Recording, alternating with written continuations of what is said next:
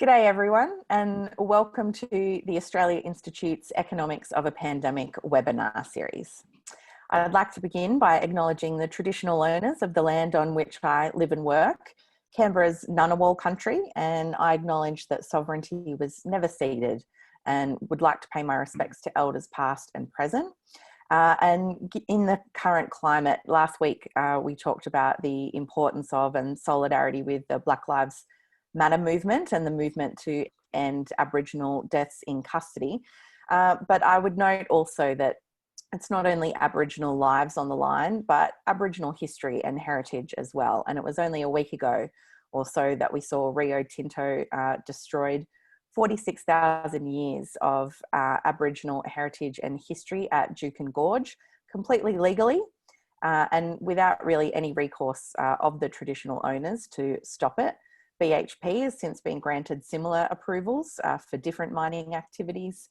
And before that, we can see things like Murujuga as well, the largest outdoor gallery of petroglyphs that date back before the last ice age, when Australia was still connected, when Tasmania was still connected to the mainland. So just wanted to acknowledge that while the focus is very importantly on Black Lives Matter and Aboriginal deaths in custody at the moment, there are a lot of other issues that Australia needs to address, probably beginning with a government response to the Uluru Statement from the Heart, which calls for a voice to Parliament, a treaty and an agreement-making process, and a process of truth-telling about Australia's history and colonisation, which now seems more urgent than ever. For those of you unfamiliar with the Australia Institute, we are the country's most influential progressive think tank based in Canberra. And I want to thank all of our supporters who join us on these webinars, and welcome anyone who's hearing about us for the first time. During the pandemic, we are conducting these webinars at least weekly, but the days and times do vary. So make sure that you're subscribed at our website, tai.org.au, to make sure you don't miss out. A few housekeeping rules for these webinars. I'm sure you're all familiar with Zoom by now, but please forgive us for any technical difficulties. Helen Haines is joining us from the Parliament House Network, which isn't the greatest, ironically, for connection internet-wise. But if you hover over the bottom of the screen, you should be able to see a Q&A function where you can ask questions of our panelists, and you should be able to upvote other people's questions and also make comments. We'll take questions in the second half.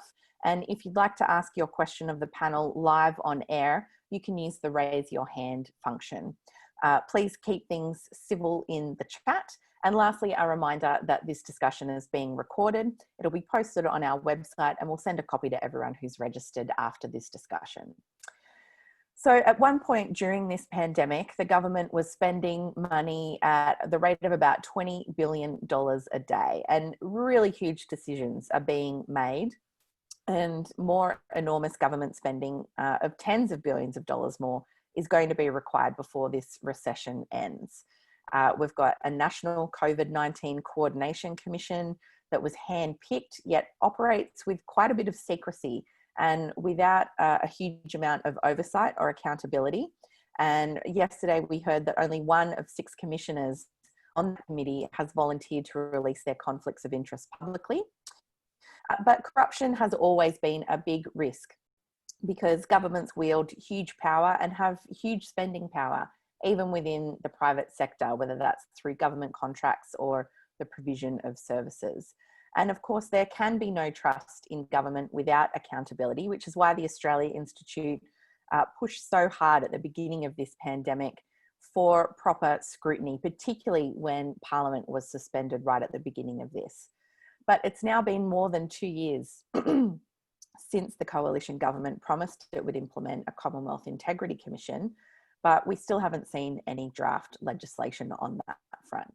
So to discuss the importance of safeguarding our democracy, today I'm joined by independent member for Indi, Helen Haines, who has been a vocal supporter of the need for a federal anti-corruption commission, as well as former Court of Appeals Justice at the Supreme Court of Victoria, David Harper, and former Justice of the Supreme Court of Queensland, Margaret White, both of whom are members of the National Integrity Committee hosted by the Australia Institute, along with our Chief Economist, Richard Dennis. Welcome to you all, and thank you for joining us.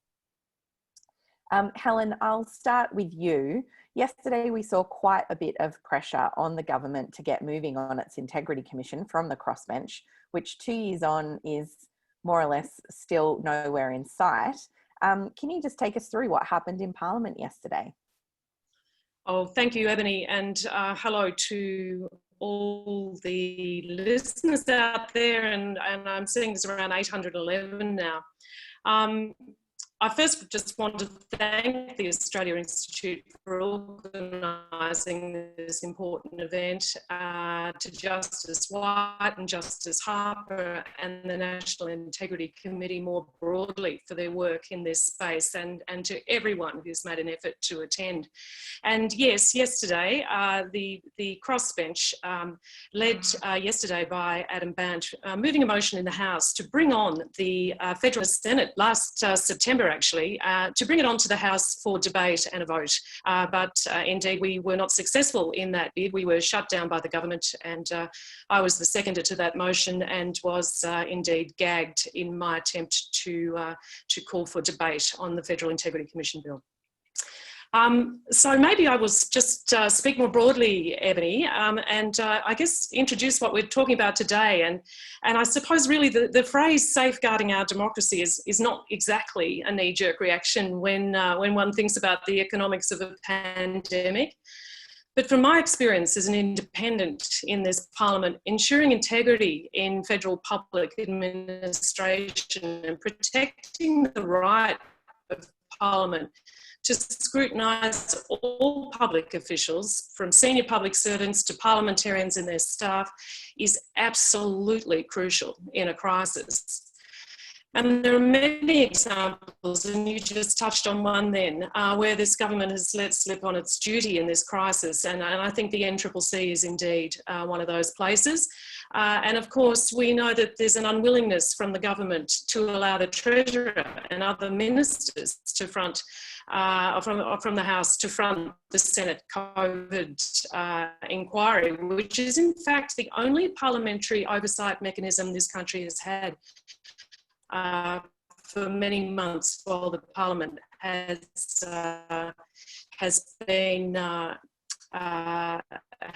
not been sitting.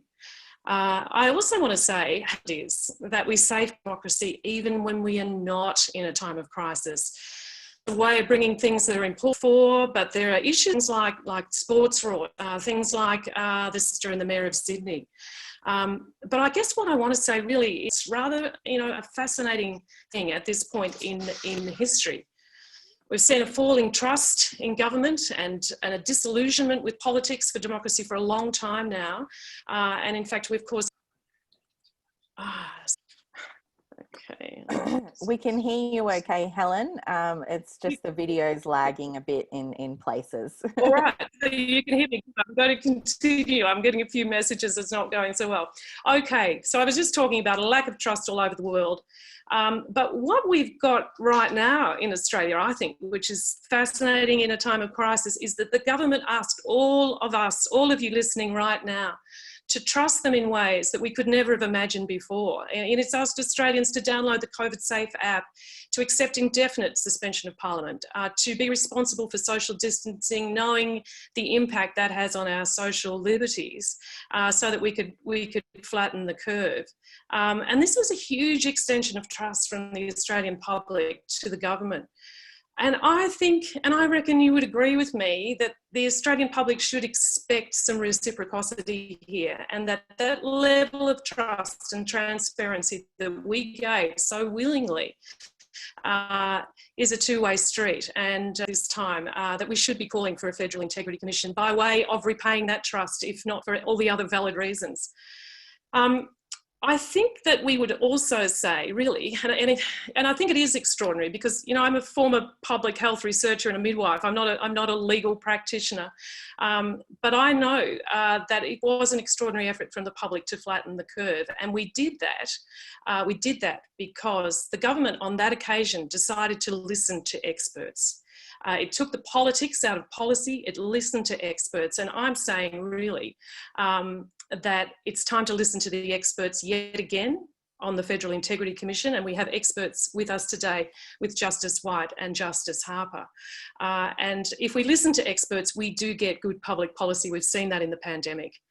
But as you said at the introduction, it's nearly 2 years since the government promised us its bill. And I am not here really to politicise this. I'm really here to get the job done. And I came to independent politics really not for the mudslinging. I came here to see and do what the people in my electorate called me to do. And one of those key things was to fight for a robust Federal Integrity Commission.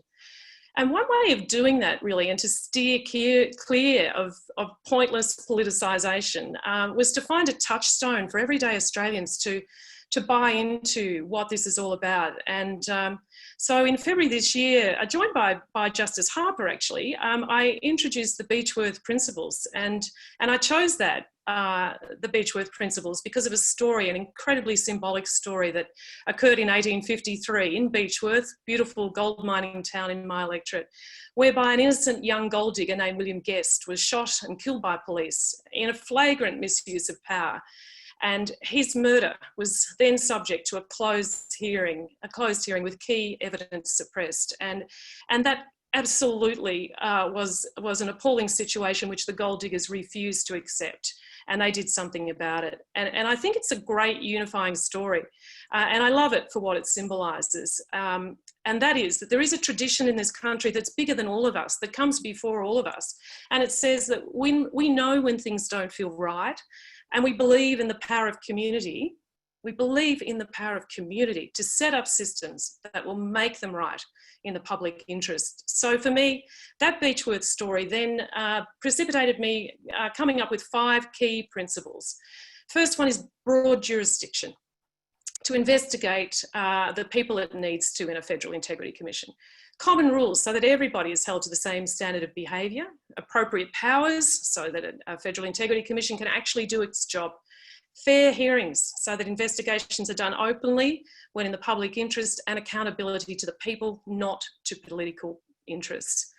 And I think that, you know, one of the purposes of these principles is to give me and engage members of the general public like you listening, some clear and traditional principles, not politicised ones, that can help us unpack whatever bill comes before us and see if it actually does pass that test.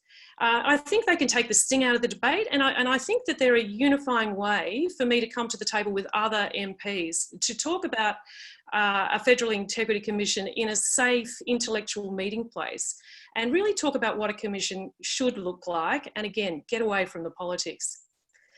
So at the end of the day, I'm a community independent. I'm here pushing this because integrity is something that communities right across Indi tell me is really important. And I know that to get this over the line is going to take a considerable amount of bravery, and I'm going to have a lot of uncomfortable conversations, and there'll be a lot of uncomfortable movements like yesterday. First time in the House I was ever gagged, didn't like it much. But, you know, I'm a rural midwife by background, and I know that bravery is something that we need to have. And I also know that it takes vision and collegiality. And I think the Beechworth Principles give us that. And I also know that it, just like those gold miners, it takes an inspired and driven public to call out. And I invite you all to write to your Member of Parliament right around the country and push them to have a look at the Beechworth Principles, to come and have a talk to me, to step away from politics and do what this Federal Integrity Commission is really aiming to do. And that's set a culture of integrity across the Parliament. And I think together we could do something genuinely landmark in this Parliament. Thank you so much, Helen. And I will say Helen is joining us from Parliament House, and there is a risk that the bells could ring and Helen has to leave us for a vote. So we thank you so much for your time today, and apologies if you're having any issues with Helen's audio there. The Parliament House network is not really that great, ironically, but yeah, we really appreciate that, Helen. And like you said, those Beechworth Principles, it is so important to have that kind of, you know, that setting to base everything off. But Margaret, I wondered if I might come to you next. You've made some comments in the past, more recently, about some specific concerns around the National COVID-19 Coordination Commission. I wondered if you might just talk to us a little bit about your concerns there. Thanks, Ebony, and could I say thank you very much, Helen, for those really quite inspirational, apolitical words, if I can say, which really enables people from all spectrums of political interest to feel, I think, drawn together and very comfortable with this terrific endeavour, and the people of your electorate must be very proud of how hard you work for this very, very important interest. The NCCC committee, when it was established, did seem a kind of rather odd body, I must say, because it was charged, as we understood, and now know from reading the terms of reference, with advising the government on everything except health, and it was to coordinate with the major health committee. And yet, when one looked at the composition of the very outstanding people who are members of that committee, and I wouldn't wish to suggest that they're anything other than that, its focus from the personnel, notwithstanding some of their interest in philanthropy and so on, but their focus did look extremely narrow. And I have taken the opportunities, I'm sure lots of listeners have done, to look at the transcript of the appearance before the oversight committee, which has been established to look into the government's response to COVID-19. And I'm not really reassured very much by reading that transcript. The first appearance of the CEO was, in a sense, deeply disappointing, because it didn't really seem to know very much about what it was doing at all. Mr. Power appeared on the 4th of June, and he certainly answered a number of the questions that were raised, that people were concerned, I think, about. But the conflict of interests are very stark, and I really don't feel comforted by statements that they're all company directors, they understand about conflicts of interest, they're used to registering them and things of that kind. They're not publicly available, and it is essentially a public committee.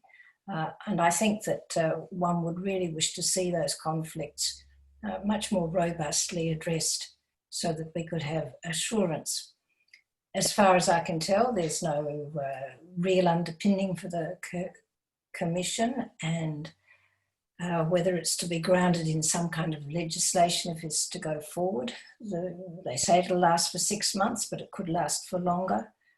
But the way it's funded is definitely opaque, and the accountability seems to be minimal. They say they're getting a lot of submissions from people for projects to be recommended, but again, that process seems to be, again, rather obscure and not really quite what we're used to, I think. This kind of work used to be developed in government departments, getting advice, and you could get outside advice. This seems to be an extraordinary amount of power to give to such a body, which was very much a pick of the Prime Minister. So there's some of the concerns that I would have, Ebony, about that particular body. Yeah, thank you, Margaret.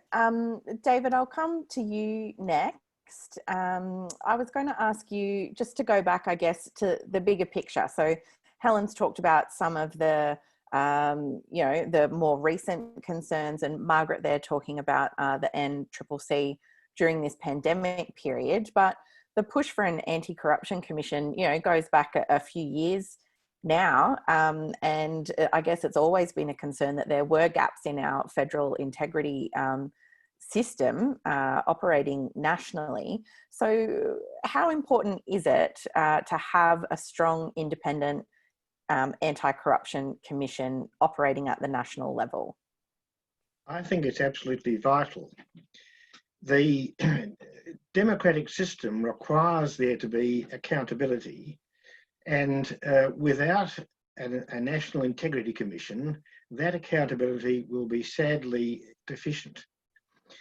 The confluence of money and power is a recipe for those who are unscrupulous to seek to exercise their influence in corrupt ways to gain personal or corporate benefit from government. And Canberra is necessarily the place where money and power come together most clearly in Australia, and most definitely. The consequence is that corruption, because we are who we are, we're human beings, will result. Temptation comes with money and with power, and without a National Integrity Commission, the temptations will occur, and they will be followed by corrupt actions, and there'll be no consequences. The difficulty which we face as members of the public in assuring ourselves that those we elect and those who we pay give appropriate value for money is that the mechanisms for accountability are far less than they should be. And at the apex of the problem is the lack of a National Integrity Commission. I think it is absolutely vital for the preservation of democracy that a commission with appropriate powers be created as soon as it possibly can be. And it's a very great disappointment that it has taken politicians from all sides until now to even start to grapple with the problem. And it's taken the government more than 2 years to get a bill together that is anything like sufficient to enable the creation of the kind of commission which we desperately need. Thanks, David. Richard, I'll come to you quickly. The Australian Institute has obviously been involved for quite some time now in the push for an anti-corruption commission, but are there any economic implications for a lack of integrity, a lack of trust in government? Absolutely. I mean, let's assume that everyone involved in the government is of the utmost integrity as individuals, and let's assume that all the business people who've been brought in to give advice are of the utmost integrity in the giving of advice to government. The fact that the individuals involved might genuinely believe they have enormous integrity and might objectively have enormous integrity doesn't mean the process has integrity. Putting people in a privileged advisory position where people bring their perspective, the things they're familiar with, the things they're confident about, just simply putting people in that privileged advisory committee privileges a particular mindset, a particular worldview, and a particular industry. So even if, and I don't actually believe brown paper bags are changing hands here, even if all of the people involved believe they're behaving with the utmost integrity, just as justice needs to be not just done, but seen to be done, well, integrity and public policy making and prioritisation of something as urgent as our response to this crisis needs to be seen to be done. And the lack of reflection from the people involved in this, such that they think, oh, but everyone on here is a company director, so what could possibly be wrong? It's the most alarming possibility is they actually believe that is true and believe that saying that should be the end of it. So let's assume that most people in Australia aren't corrupt, that most people in Australia do act with integrity. what it means is that in Australia today, millions of businesses are potentially missing out on stimulus opportunities, on employment opportunities, on income for them and their families, because some people in Australia have privileged access to a government decision making, and for reasons that the government hasn't described, it thinks rather than rely on public servants with deep expertise who are covered by the Public Service Act, despite the fact that we spend tens of billions of dollars on that bureaucracy, in a time of crisis, we want to go out to a small hand-picked group of people. So I agree with everything we've heard today about the importance of cracking down on corruption in its traditional form. But again, you know, I think justice needs to be seen to be done, and refusing to have transparency for things like the COVID response committee, and refusing to create something like a corruption watchdog, an integrity committee, that should alarm all of the people and all of the businesses in Australia that know they're not doing anything wrong. Thanks, Richard. Helen, I might come back to you again. And going back to this idea of the importance of an integrity commission nationally, because, you know, obviously not all corrupt behaviour is necessarily illegal. And sometimes, you know, you can even have corporations or individuals behaving corruptly, you know, within a government process without the knowledge of public servants who are involved in that. And we've certainly seen some incidents of that come out through the New South Wales ICAC, for example. But is your sense that, I mean, there's obviously no urgency from the government, but clearly the crossbench has the sense of how important integrity is for the trust of the public in the operations of government and ultimately trust in our democracy. But is your sense that the government, you know, understands the problem? Is that reflected in how they've talked about its Commonwealth Integrity Commission so far? Look, Ebony, one would assume that when the government went to the last election promising a Federal Integrity Commission, that they did indeed believe that there was a need for one, and that they had an intention to establish one. And of course, they sent out a draft bill for submissions, and 75 submissions were received, which had many ideas for improvements on the bill, but that's where it's stalled. So the fact that it has stalled now for this long, it does raise the question in the mind of the crossbench that perhaps the government really is commission at all. Now, they will tell you something else, and I'm in good faith, I would like to believe them. So hence my call to bring it on, bring that bill on for debate. And if not that bill, then indeed we have a rather good bill from the Senate that was based on the bill that my predecessor, Cathy McGowan, took to the Parliament, and let's debate it. So I think, again, this is about trust. The public, and I can see on the comments flying through now that the public jumped to the conclusion that if the government doesn't want to bring on the Federal Integrity Commission bill, then they must have something to hide. So again, I would say to the government, you know, get rid of that sense of a lack of trust in the public right now and bring it on. You know, just dismiss that claim that you've got something to hide by bringing on the bill.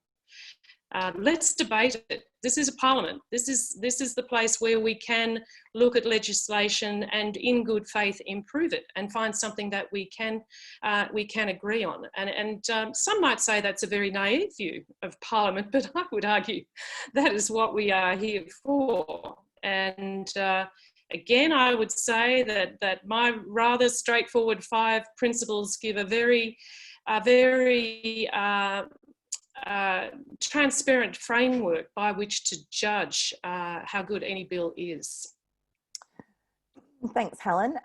We might go now to questions from the audience, and we've got about 28 questions here, and I just did want to give a shout out to, I think we've got about 950 people on this webinar with us, so thank you all for joining us for this really important discussion.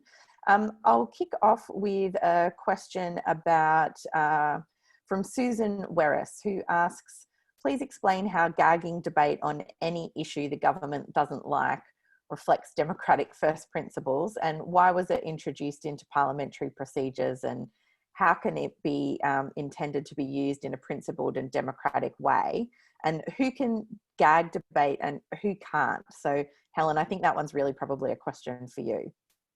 Yeah, and look, I think it's a great question. And when I came to Parliament, I really had no idea about this whole notion of gagging people. I hadn't been watching Parliament closely for years to see this. And indeed, more experienced parliamentarians tell me that this particular Parliament is using this capacity to gag more than any other Parliament that they have had experience of.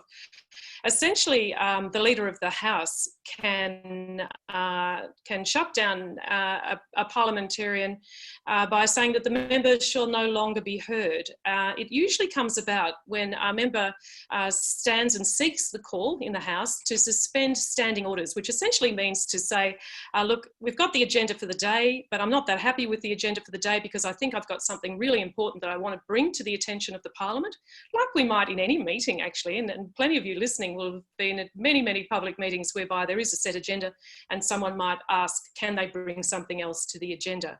So that's essentially what's happening. And the Speaker gives the person, the parliamentarian, the call. They ask for a suspension of standing orders. They then put forward their motion or whatever it is that they're wanting to do. The Leader of the House then is asked is leave granted to do this. And the Leader of the House has the capacity to say yes or no. And in my case yesterday, and in many, many instances since I've been an MP, the Leader of the House says no, leave is not granted. It then goes to several processes whereby the House votes whether, in fact, leave should be granted. And in this case, of course, in this Parliament, the government has the numbers. So government members will vote with their Leader of the House and shut down debate. So I hope that's a plain language explanation. Thanks, Helen. And yeah, so really a function of how the Parliament works and who's got the numbers in the House there to be able to enforce that.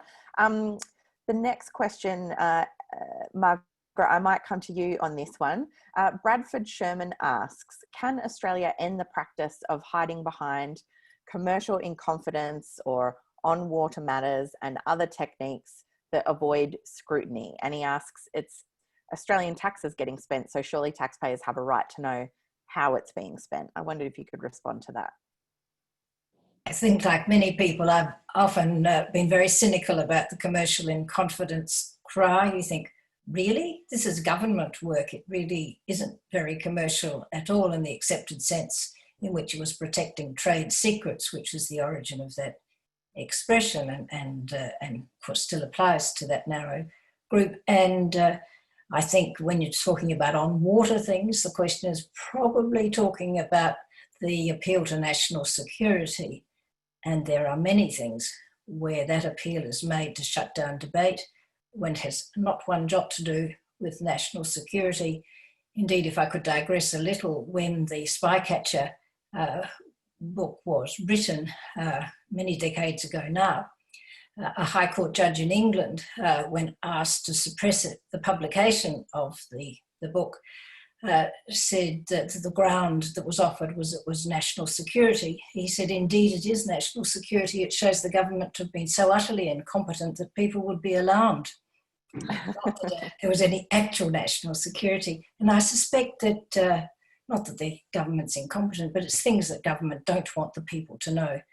And perhaps because they're not very proud of them. I'm not sure how one goes about actually stopping it, but I think it should be challenged at every opportunity because we are a parliamentary democracy. People give authority to the government to act on our behalf through the Parliament. And that's where the debate and the transparency and the accountability really should take place. It follows on from Helen's response about gagging. It's inappropriate on the whole. Helen, Can I just add something to that? Yeah, go, Richard. Look, the whole idea of commercial incompetence is absurd. It's deployed by people with power whenever they feel like it. There is no process for justifying any such claims. And as Margaret said, this is public money that's being spent.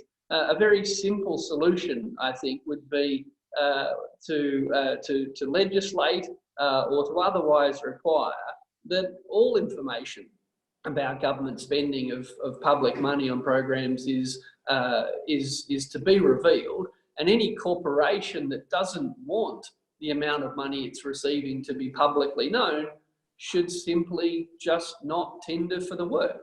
I mean, we can actually let the market sort this out.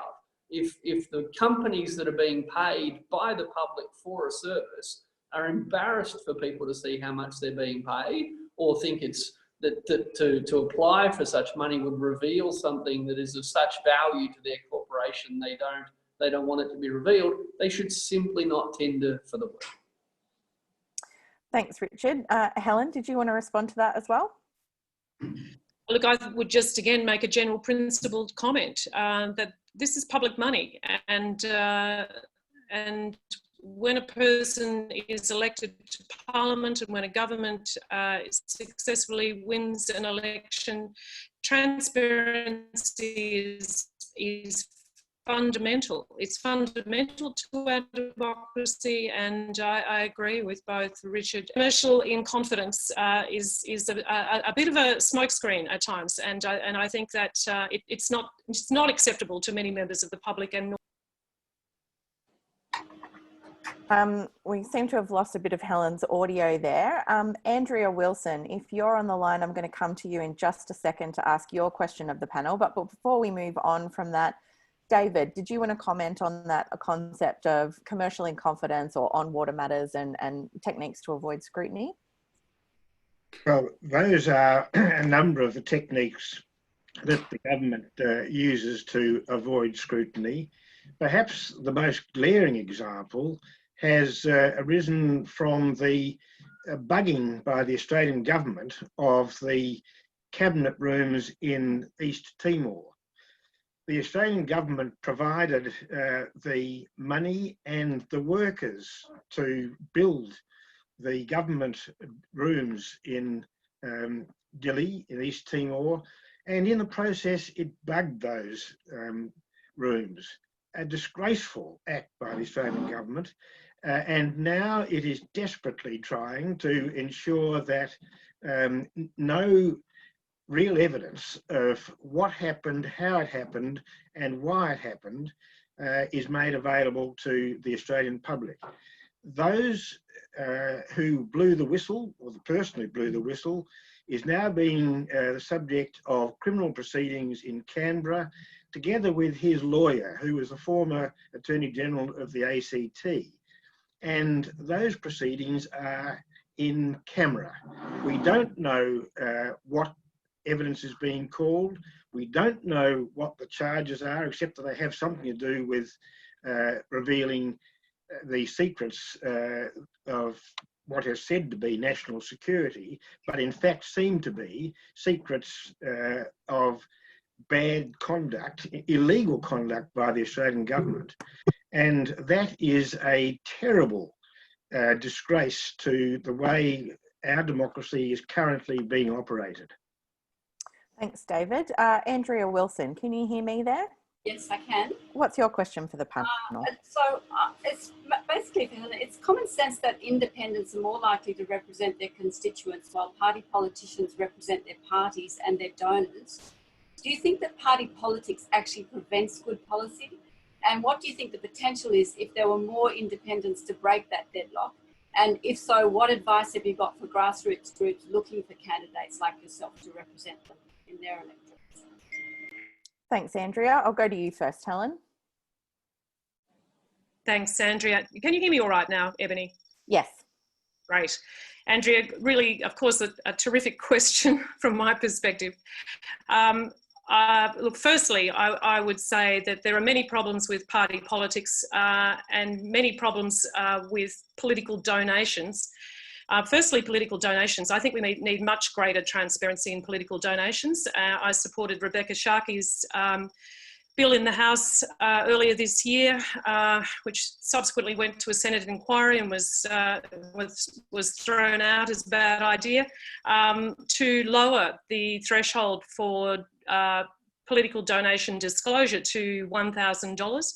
The political parties, well, the Labor Party have in fact supported that idea, and we gave a dissenting report to that Senate inquiry, but the coalition members of that parliamentary Senate inquiry thought that there was too much burden associated with having better transparency of political donations is a summary, essentially. So I think political donations are very problematic. Of course, it speaks to Richard's point about power and influence, and in any election campaign where an independent is running against large party candidates, one of the interesting things that many people perhaps don't know is that the independent candidate's disclosure of political donations is completely transparent. Every donation above $13,800, or in my case, I lowered the threshold to $5,000, is declared, including all value placed on donations in kind, including people's time, and every cent that was spent throughout that campaign is declared. But a party candidate, their declaration comes back usually saying nil, because all political donations to a party candidate goes into that big slush fund at party headquarters, and you will never know how many donations were received for a particular electorate and how much money was spent. So I think that's problematic. Yes, there should be more independence in Parliament. I think it speaks to a greater diversity in Parliament. I think we don't have a diverse enough Parliament from the general measures. We don't have enough women. We don't have enough people of colour. We don't have enough people from various socio-demographic backgrounds to be truly representative of our population. I think independence approach every single bill on its particular value. And I know in my case, every single bill that I vote on in the House, I have thought about. And I apply a decision-making framework to that. And fundamentally for me, I ask, how does this impact the people of Indi? Is it good for Indi? How does this impact rural and regional Australia? What does it mean for rural and regional Australians? Is this ethical? Is this good governance? And what are the politics of this bill? And of course, we know that the way party politics tends to run, unless a brave soul is willing to vote against their party whip, most parliamentarians in a party vote with the party. So how do you get independence to run? Well, I guess I would say to you, in my case, I call myself a community independent. I didn't come in on a single issue.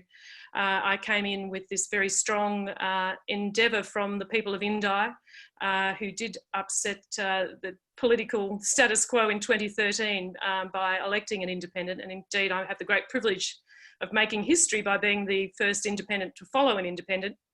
And it's because the people said, we want better representation. And they got behind me as they got behind Cathy McGowan, and they were out there on the ground. It was so many volunteers, in fact, well over 1,000 in Indi that supported me to be elected. It takes a great big community effort, but it's completely doable. And again, I would say when looking for an independent candidate, find someone who you can look at and say, what have they been like before they were elected? Because if we know what they're like before, we'll get a pretty good indication of what they'll be like once they're elected, and then continue to support them. Thanks, Helen. Richard, you've written a whole book called Minority Policy about the role of independents, the crossbench, and sometimes individual MPs can have on the political process. Did you want to say anything about that? Look, obviously I agree with what we've heard, but yeah, it's interesting in Australia, we talk about party politics when we're really talking about the way party politics is done in Australia. And I've got a little joke that I use to get people to think about this. What do Americans, so in Australia, like members of a party basically vote with their party the whole time. Every single vote, once the party room's decided how they're going to vote, that's how they vote. And very rarely we see people cross the floor, which means vote against the party. So here's my little joke. What do Americans call crossing the floor? Voting. There is no term for crossing the floor in America. There is no term for crossing the floor because every time a vote is held in the US Congress, every member of Parliament acts according to the principles we just heard. How does this affect me and my constituency and what they expect me to do? So it doesn't matter whether a Democrat or a Republican is the president. It doesn't matter if a Democrat or a Republican is the leader in the House. Every time there's a vote, there's people crossing the floor because they're actually thinking for themselves. They think, well, what do I think is right here? So every vote is up for grabs in the US. Every vote is up for grabs in the UK.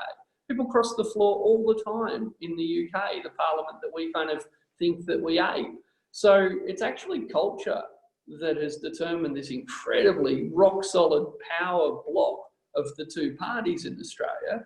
And interestingly, the Liberal Party used to define itself as the party where crossing the floor was okay.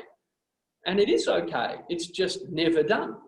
I can't remember the last time a Liberal MP crossed the floor.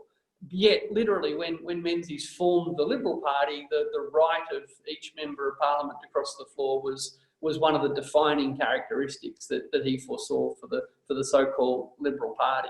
So just finally, because in Australia we have these two binding block votes, that is actually what places independents in the Australian system in such a position of power. Because, you know, once the major parties are locked in, it's the independents who are the swing vote. Now, you know, that's a wonderful thing sometimes, but it's important to understand that in virtually every other parliamentary democracy in the world, everyone's the swing vote. You know, they're all looking. And of course they come under pressure from their party. Of course they come under pressure from a lobbyist. I'm not saying pressure doesn't exist in other political cultures, but in Australia, we have a uniquely powerful two-party system combined with the most powerful block voting system in the world. And yeah, that's, I think, a terrible thing for democratic debate.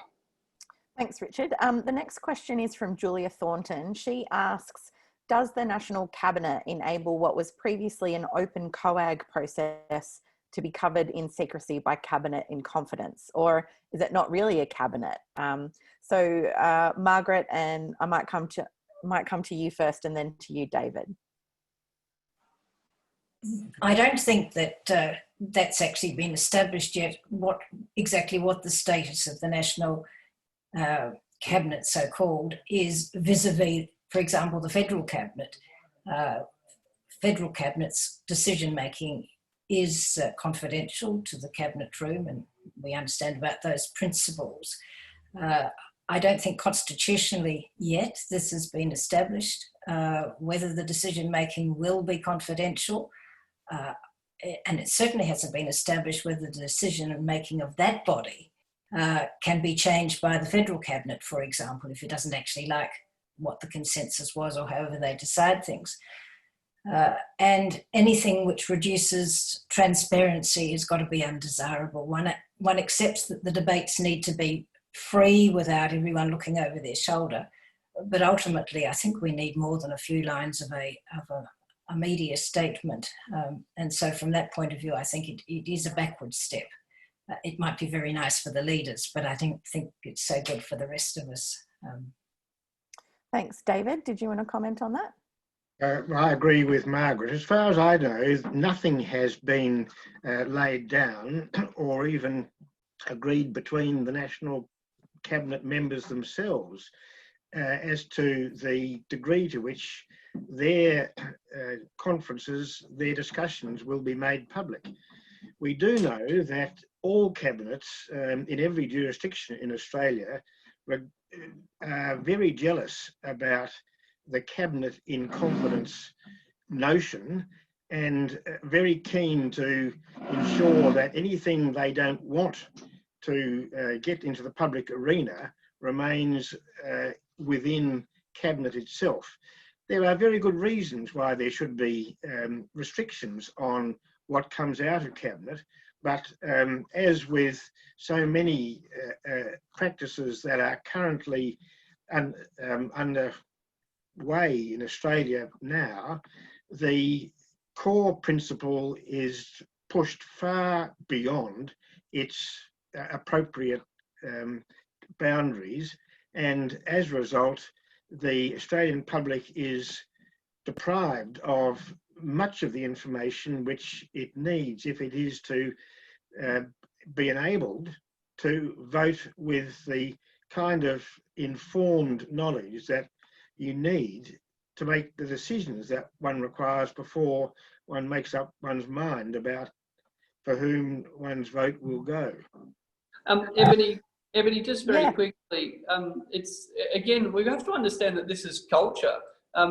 In New Zealand, all cabinet documents, all cabinet submissions are publicly available 2 weeks after, 2 weeks, not 20 years, 2 weeks after cabinet has deliberated and made a decision on those documents. So in Australia, we've told ourselves that the only way to have good process is for this information to be secret. Well, all the way over in New Zealand, they've been basically releasing all this information forever. And I've taught New Zealand public servants for years, and I always ask them, how does it work? And they say, it works great. I have to write a good brief. I have to distill the evidence accurately. I have to put all the good options in front. Because if I write a brief that just helps a particular minister get their idea up, then 2 weeks after, I'll be ripped to pieces by experts who think if that's what cabinet relied on to make a decision, you know, dear God, help us all. So again, we just like this notion of commercial in confidence, even our notion of cabinet in confidence has been debased in Australia. They don't release all the notes of all the cabinet deliberations and who said what to who in the meeting, but all of the documents that inform the cabinet decision are publicly available weeks afterwards, unless there's a very strict national security reason not to. Thanks, Richard. That's I did not know that. That's really interesting. If I might just comment on that too. I think the answer to the question is exactly as Margaret and David said. We don't know, you know, the subject of this webinar today is safeguarding our democracy. So if we don't know how the National Cabinet is going to work going forward, then that's a problem in transparency. I think it also speaks to what I said at the beginning around the federal government asked for the trust of the Australian public at a time when its trust in government was at an all-time low, and yet we still gave it, which shows such good faith from us. But I think we need to be very careful here as we safeguard our democracy that we don't allow governments then to cherry pick the parts of the crisis that worked very well for their own interests and not tell us the reasons why or how things are going to work. So again, I would bring us back to that notion of things worked very well in the pandemic with the National Cabinet. It seems many people have commented how well that worked, but there was commentary around it was good to get rid of bureaucrats. You know, that makes me a little bit nervous. And I think the key part about what really worked during the pandemic was that we listened to the evidence of trusted experts and we followed the experts and took the politics out of it. So again, I think we should approach with caution the National Cabinet. I do. Thanks, Helen. I guess I did want to pick up on that concept, I guess, of the culture. And, you know, governments of any stripe never really particularly like or enjoy scrutiny, but we have seen, I think, in recent years, you know, we've seen raids on journalists. We've seen a lot of problems associated with how Australia deals with whistleblowers, whether that's here domestically or even a case like Julian Assange internationally. What is this culture that we've seen develop? And apart from an ICAC, which is the obvious one that we've all been talking about today, how can we begin to contest that culture of secrecy? I might start with you, Helen. Well, I would say the citizens of our nation need to demand it. I bring it back to democracy every single time. I think that the only time we ever see radical change of culture in this country is when citizens demand it. Take marriage equality, for example. Citizens demanded it, and we eventually got there. I think that each and every person listening needs to demand it of their own elected representative. And I put the call out to you. Go and see your MP, write to them. Make it clear to them that you want to see better transparency in our Parliament, and that a robust Federal Integrity Commission is a great way to do that. The other thing we haven't touched upon is the draft bill that the government gave us is of course very different to, as we understand it, very different to the bill that Cathy McGowan first put forward, and that Larissa Waters then has put forward. The Greens bill that we asked to debate yesterday, in that it doesn't have a companion bill, which is a Parliamentary Standards Act. And I'm a great believer in a Parliamentary Standards Act. I think that, again, would give us a code of conduct that was a statutory code of conduct for parliamentarians and their staffers, for public officials, that would assist us in a much more transparent public governance. So Thanks, my Helen. message is demand it. Thank you, Helen. I think I can hear the bells running there. Hopefully that's just a quorum and not a vote. David, oh, excellent. Safe and sound. David, I might come to you next. You've already touched on whistleblowers, but you know, the challenges we've seen to journalists being raided and other things as well. How would you respond to that? That these examples are a further manifestation of the reasons why the public presently has a real disquiet about how our democracy is working. And it gives emphasis to the importance of safeguarding our democracy, the subject of this webinar. Individuals can do what they can, and I heartily endorse Helen's plea for all of us to communicate our concerns to our MPs. But we would hope that that communication is received by a more receptive audience than at present.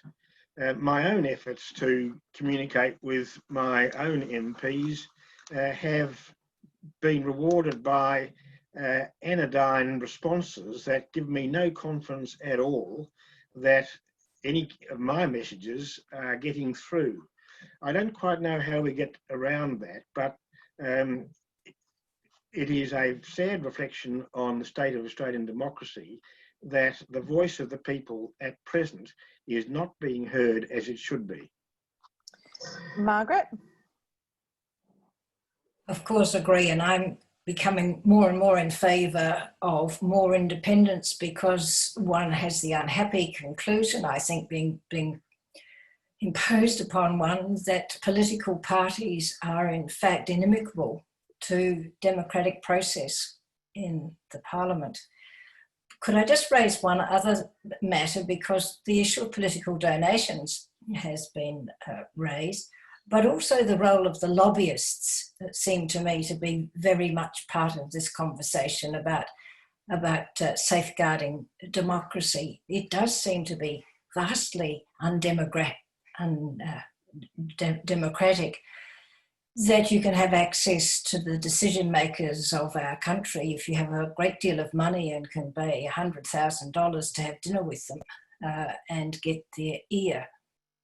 And I think it needs to be regulated. It's a curse, I think, of Western democratic systems, because they are everywhere. They're pervasive and made even less attractive by the fact that so many of them get employed when they have been former members of the Parliament because they have access to ears. So I think that it's another factor to put into the mix. Thanks, Margaret. I might just sound a slightly more optimistic note, and just note that when the Australian Institute first started talking about the need for establishing a federal anti-corruption commission, I don't think, perhaps apart from some of the minor parties like the Greens, that really any major party was on board with that. And over the course of, I think it was 2 years, more or less, we saw the Labor Party shift. and come on board with that concept, and then the coalition government. Obviously, things have stalled at the moment, but I will just note that we did see some movement there from the major parties, which is very encouraging. Richard, very quickly, we've only got a couple of minutes left. I don't know whether you want to comment on whistleblowers or lobbyists or anything to wrap us up there. Yeah, look, all of the above. Democracy thrives on high expectations. And it's easy to be cynical, it's easy to be nihilistic, it's easy to think the powers that be or someone else they'll always do it. And every time we think like that, we actually empower those groups. We have to be engaged, we have to participate. It's frustrating, it's disappointing at times, but again, democracy thrives on high expectations. The minute we start to say things like all politicians this or all politicians that, when we criticise politicians, we're criticising democracy. You can't have a democracy without politicians. So we have to be very careful. We have to think, well, who's doing slightly better? And we have to always support the slightly better ones, because if we tune out from politics on the basis that, it doesn't matter, they're all the same, then we're just leaving it to the lobbyists. Like if we all leave them alone, if we stop putting pressure on them, the only people that will be left to put pressure on them are those lobbyists. So I think we just always have to, as you just did then, remind ourselves and remind each other, we did get same-sex marriage reform, despite people saying it wouldn't happen. We're so much closer to getting a federal corruption watchdog than we've ever been, despite people 10 years ago saying it was ridiculous and unnecessary. And literally 10 years ago, both major parties said, there's no evidence of corruption in Canberra, so why do you need one? So let's never believe change is impossible. Every time Parliament sits, someone wins. Why can't it be us? We might wrap it up there on that positive note. And I want to thank everyone over the last couple of years who has supported that very strong push for a federal anti-corruption commission. We are closer than ever before on that, and we need to keep pushing, not only to get it done, but to make sure that what's implemented is robust, independent, with broad jurisdiction, and is implemented as soon as possible. But I will wrap it up there. So thank you so much for your time today, particularly while Parliament is sitting, Helen Haines. We really appreciate it. And thank you to David Harper and Margaret White, and as well to Richard Dennis, who joins us most weeks. Thank you so much, all of you, for your time. Thank you, everyone, for your great questions. And please join us next Wednesday, June the 17th at 10 a.m. for our next webinar, which is called The Deficit Myth. And we'll be speaking to author Stephanie Kelton. She's a professor of economics. She'll be in conversation with Richard Dennis about her new book, The Deficit Myth, which explains modern monetary theory and the role of deficit spending in the economy, and particularly during a recession. The next day, Thursday, the 18th of June at 11 a.m., we'll be talking war is not a metaphor, and why misrepresenting policy issues as security problems does not help us solve them. That's with Alan Gyngell, the National President of the Australian Institute of International Affairs, and Alan Beam, the Director of the Australia Institute's International and Security Affairs Program. You can find the details to register for both of those at tai.org.au/webinars. And while you're there, if you can chip in a few dollars to help cover the cost of these webinars, all donations are gratefully received and are tax deductible. And make sure you're subscribed to our Follow the Money podcast. You can get that on iTunes or wherever you normally listen to podcasts. And please stay 1.5 meters away, keep washing those hands, and stay safe, everyone. Thanks, and we'll see you next week. Thanks, Ed.